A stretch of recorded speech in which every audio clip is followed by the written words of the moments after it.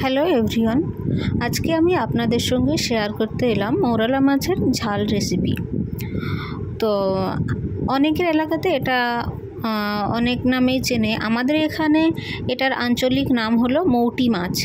তো আপনাদের কার এলাকায় এই মাছটাকে কী নামে চেনেন অবশ্যই কমেন্ট করে জানাবেন। তো আমি এখানে প্রায় 3 থেকে 400 গ্রামের মতো মৌরলা মাছ ভালোভাবে কেটে ধুয়ে নিয়েছি এবং অল্প পরিমাণে লবণ এবং হলুদের গুঁড়ো দিয়ে এটাকে মাখিয়ে নেব।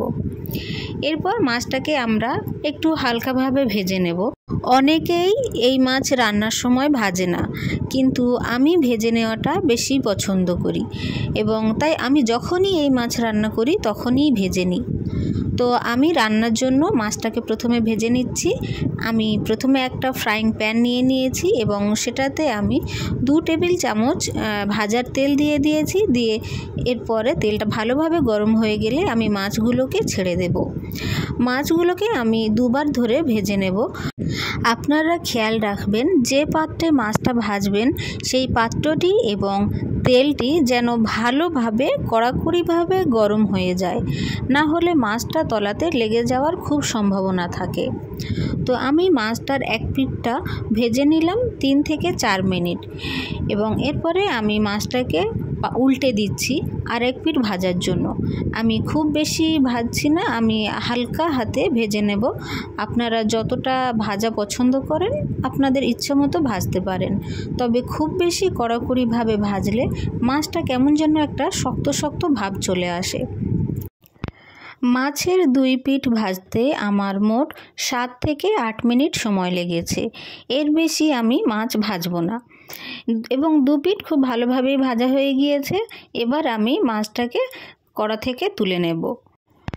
যেহেতু আমি মাছটা রান্নার জন্য ভাজছি তাই অল্প ভাজলাম, কিন্তু যদি আপনারা শুধু ভাজা খেতে চান তাহলে অবশ্যই একটু বেশি সময় ধরে ভালোভাবে ভেজে নেবেন, তাহলে সেটা খেতে অনেক সুন্দর লাগবে। এরপরে আমি ওই মাছ ভাজার তেলের উপরেই দিয়ে দিলাম পেঁয়াজ। আমি এখানে 1 কাপ পেঁয়াজ নিয়েছি স্লাইস করে কেটে। পেঁয়াজটা আমি ভালোভাবে নেড়ে চেড়ে নেব এবং পেঁয়াজটা লাল হওয়া পর্যন্ত আমি নাড়তে থাকব। তো আমি এখানে বেশ কয়েকবার ভেজে নিলাম এবং পেঁয়াজটা দেখা পাচ্ছেন অনেকটা লালচে ভাব চলে এসছে। এরপরে আমি এটাতে দিয়ে দেব লবণ। আমি এখানে 1 চা চামচ লবণ দিয়ে দিয়েছি। আপনারা আপনাদের স্বাদ মতো লবণটা ব্যবহার করে নেবেন এবং এরপরে আমি ভালোভাবে আরও একবার নেড়ে নিলাম। এরপরেই দিয়ে দিচ্ছি আমি টমেটো। তো মাছের ঝোল করতে আমার কাছে মেন উপকরণ লাগে টমেটো। টমেটো ছাড়া মাছ যেন রান্না করাই যায় না। এরপরেই আমি 4-5টা কাঁচা লঙ্কা দিয়ে দিলাম। আপনারা চাইলে কাঁচা লঙ্কাগুলো চিড়ে দিয়ে দিতে পারেন এবং সবগুলো আমি একসঙ্গে ভালোভাবে নেড়ে নেব এবং টমেটোটাকে গলতে একটু সময় দেব। এরপর কিছুক্ষণ পরপর আমি একটু নেড়ে নেব এবং টমেটোটা যখন গলে গলে আসবে আপনারা বুঝতে পারবেন, তখন আপনারা মশলা ব্যবহার করবেন।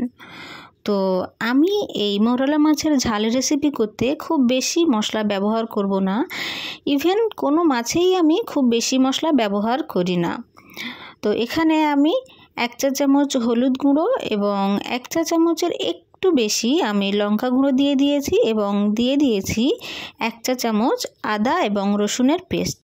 মশলাগুলো দিয়ে আমি সবগুলো উপকরণ একসঙ্গে খুব ভালোভাবে মাখিয়ে নিচ্ছি এবং এরপরে যাতে মশলাটা কড়াইয়ের গায়ে লেগে না যায় সেজন্য আমি সামান্য জল ব্যবহার করলাম।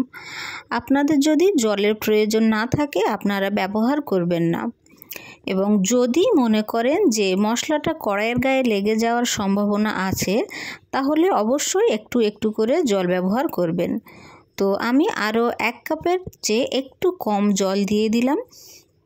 দিয়ে এটাকে ভালোভাবে নেড়ে নেব, এটাকে ফুটতে দেব এবং জলটা মরে যাওয়া পর্যন্ত আপনারা এটাকে ফুটতে দেবেন। আর অবশ্যই খেয়াল রাখবেন কোনো মাছের রেসিপিতে খুব বেশি মশলা ব্যবহার না করতে, কারণ মাছে যত মশলা কম ব্যবহার করবেন মাছ যেন ততই টেস্টি হয়। মশলাটা ফোটার জন্য আমি যে জলটা দিয়েছিলাম সেই জলটা মরে গেলে আমি এবার ভাজা মাছটা দিয়ে দিলাম এবং মাছটা দিয়ে আমি ভালোভাবে মশলার সঙ্গে মাখিয়ে নিচ্ছি। ভালোভাবে মশলার সঙ্গে মাছটা মাখানো হয়ে গেলে আমি এবার এটাতে জল দিয়ে দেব এবং এটাই আমরা ঝোল রাখবো।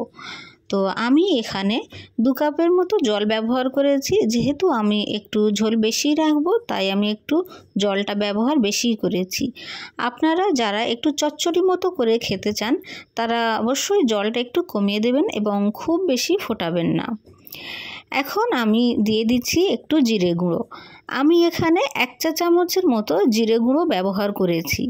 আপনারা অনেকেই জিরে হয়তো খুব বেশি পছন্দ করে থাকবেন, সেক্ষেত্রে আপনারা জিরে গুঁড়োটা একটু বাড়িয়েই দিতে পারেন। আমার এটা ভাজা জিরে গুঁড়ো, আর অবশ্যই ভাজা জিরে গুঁড়ো ব্যবহার করবেন। কাঁচা জিরে গুঁড়ো লাস্টে কখনোই ব্যবহার করবেন না। আমি যতটা ঝোল রাখবো ততটা পরিমাণে এসে গিয়েছে এবং আমার মাছ রান্নাটা শেষ হয়ে গিয়েছে। দেখাই পাচ্ছেন আমি এতটা ঝোল রেখেছি, আপনারা চাইলে ঝোলটা কমিয়েও রাখতে পারেন। এরপর আমি ওভেনটা অফ করে দিলাম এবং দেখাই পাচ্ছেন আমার মাছের ফাইনাল লুক। আর এই ছিল আমার আজকের রেসিপি।